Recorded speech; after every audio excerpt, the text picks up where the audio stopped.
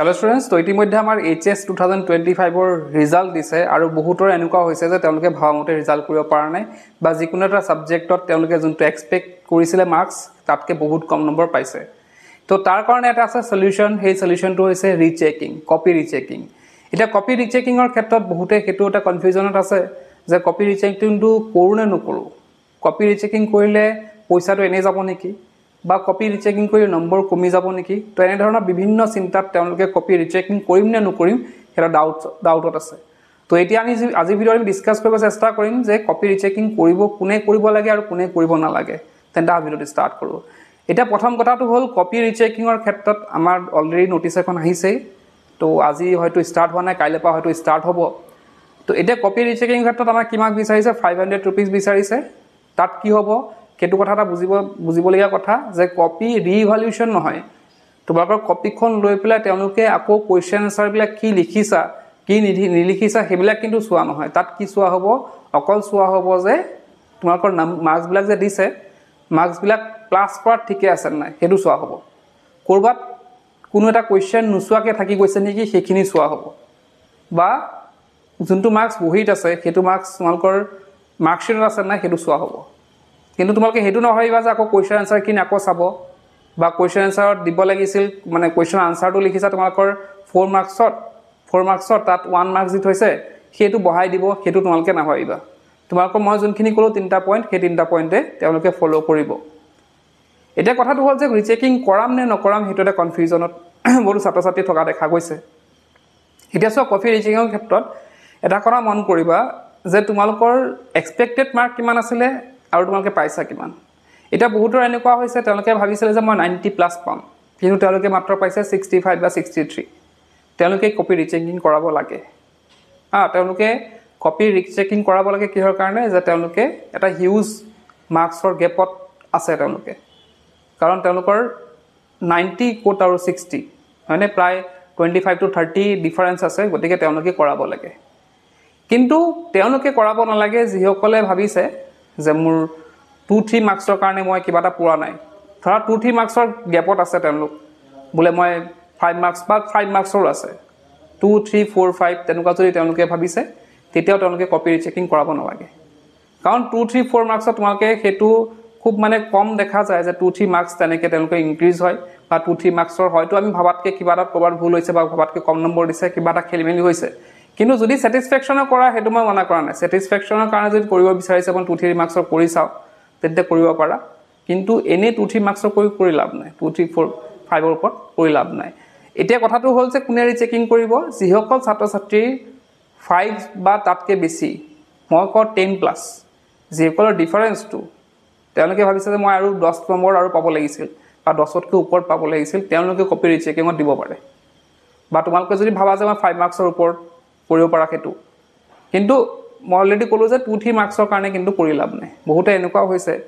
যে হয়তো 2-3 নম্বৰ কাৰণে তেওঁলোকে ষ্টাৰ পোৱা নাই বা 2-3 নম্বৰ বাবে তেওঁলোকে হয়তো ডিস্টিংশন পোৱা নাই বহুতে এনেকুৱা এটা লাগে তেওঁলোকৰ মনত যে হয়তো 2-3 মাৰ্কছৰ কিবা এটা যদি সাবজেক্ট মই চেকিং কৰাব দিও তাত যদি 2-3 নম্বৰ বাঢ়ি যায় তেতিয়া হয়তো মই ষ্টাৰ পাই যাম বা ডিস্টিংশন পাই যাম তো হেতু মনোভাৱ লৈ যদি কৰা তেতিয়া হলে কৰিব পাৰা হেতু তোমালোকৰ মানে পইচাটো যাব তেতিয়া ধৰা কিন্তু এবাৰ এটা কন্ডিশন দিছে কি যদিহে কপি ৰিচেকিং কৰাত নম্বৰ কমি যায় টোটেলিং কৰাত বা যোনখিনি মেথড কৰো তিনটা যদি নম্বৰ কমি যায় তেতিয়া কমাই দিব হেতু এটা প্ৰবলেম আছে গতিকে 2-3 মাৰ্কছৰ কাৰণে তোমালোকে নকৰিবা আৰু এটা কথা ক্লিয়াৰ কৰো যে বহুতৰ এনেকুৱা হৈছে যে 3টা-4টা সাবজেক্টত তেওঁলোকৰ এনেকুৱা হৈ গৈছে 3টা-4টা সাবজেক্টত এনেকুৱা হৈছে যে তেওঁলোকে ভবামতে নম্বৰ পোৱা নাই এতিয়া সব বস্তুটো কেনেকুৱা হ'ব লাইক তুমি ধৰা ইংলিশত কম পাইছা কেমিষ্ট্ৰিত কম পাইছা ফিজিক্সত কম পাইছা এতিয়া ধৰা কেমিষ্ট্ৰি আৰু ফিজিক্সত তোমালোকৰ ডিফাৰেন্সটো কিমান আছে ধৰা 20 to 30 আছে তোমালোকে ফিজিক্স আৰু কেমিষ্ট্ৰিৰ ৰিচেকিংত দি দিলা হৈ গল হেতু দিলা কিন্তু ইংলিশত তুমি কিমান পাইছা ধৰা তুমি এক্সপেক্টেড মাৰ্কস আছিল 90 কিন্তু তুমি পাইছা ধৰা 88 বা 80 ধৰা কিবা এটা পাইছা আৰু 88 বা 87 তেনেকুৱা কিবা এটা পাইছা তো হেতু ৰিচেকিং ক্লিয়াৰ ক্ষেত্ৰত কি হ'ল ইংলিশৰ ৰিচেকিং কৰিব দিলা তেতিয়া দেখিলা যে তাত নম্বৰ কমি গল তেতিয়া মাৰ্কশিটত কি আহিব সেই ইংলিশত কম নম্বৰ যোনটো পালা মানে ইংলিশত যদি কম নম্বৰ পোৱা হেতু কি হৈ যাব মাৰ্কশিটত আহি যাব গতিকে তোমালোকে এটা বস্তু সাৱধান হবা যে তোমালোকে কি কৰোতে যোনটো মানে ৰিচেকিং কৰিব দিবা হেতু তোমালোকৰ কনফিডেন্স থাকিবলৈ মেইনলি তোমালোকৰ আৰু এটা কথা এটোৱে যে কনফিডেন্সৰ ওপৰত ডিপেন্ড কৰিব তোমালোকে ৰিচেকিং কৰিব দিবা নে নিদিবা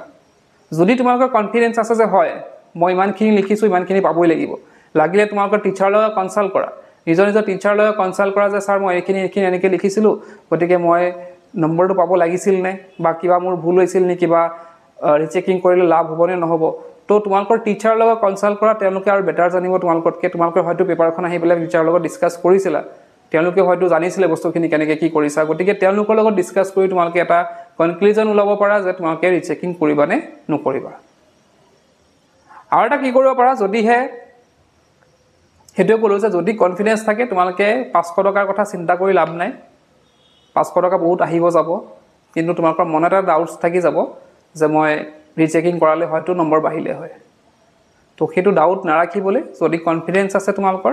তোমালোকে ৰিচেকিংৰ কাৰণে যাব পাৰা আৰু বহুতে কেনেকুৱা হৈছে যে 79 পইণ্ট সামথিং পাইছে বহুত এনেকুৱা আছে বহুতো ছাত্ৰ-ছাত্ৰী পাইছে যে 79 পইণ্ট সামথিং পাই পেলাই তেওঁলোকে পাছ কৰিছে আৰু এবাৰ আমি জানো যে স্কুটিৰ কাৰণে আমাক কিমান লাগিব 80% লাগিব তো তেওঁলোকৰ এটা আহিছে মনত যে যদিহে মোৰ 1 মাৰ্কস এটা বাঢ়ি যায়